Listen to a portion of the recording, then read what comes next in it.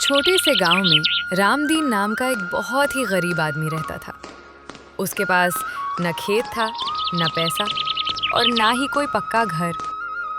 वो रोज गांव के लोगों के यहाँ मजदूरी करके अपना और अपनी बूढ़ी माँ का पेट पालता था।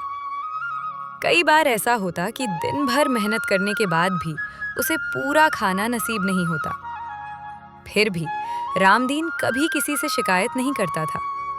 वो हमेशा ईमानदारी और मेहनत से जीवन जीने में विश्वास रखता था।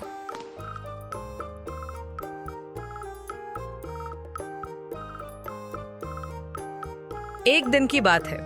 रामदीन जंगल से लकड़ी काटकर ला रहा था। रास्ते में उसे एक बूढ़ा साधु मिला जो बहुत थका हुआ और भूखा लग रहा था। साधु ने रामदीन से कहा, बेटा, मुझे बहुत भूख लगी है।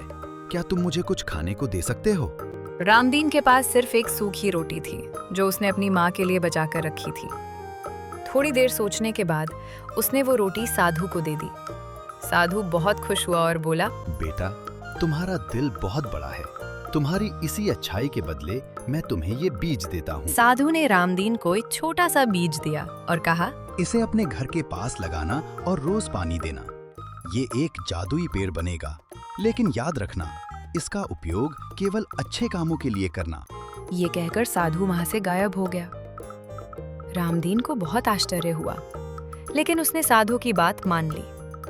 उसने बीज को अपने झोपड़े के पास लगा दिया और रोज उसकी देखभाल करने लगा। कुछ ही दिनों में वो बीज एक बड़े और सुंदर पेड़ में बदल गया। उस पेड़ पर सोने जैसे चमकते फल लगते थे। जब रामदीन ने एक फल तोड़ा तो वो असली सोने में बदल गया। रामदीन की खुशी का ठिकाना ना रहा, लेकिन उसने लालच नहीं किया।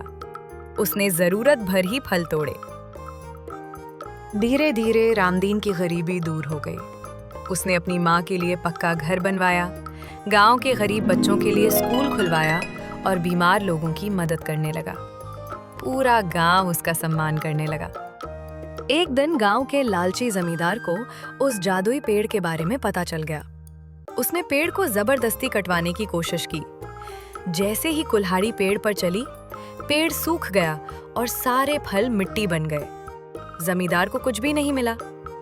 रामदीन उदास हुआ, लेकिन तभी वही साधु फिर प्रकट हुआ।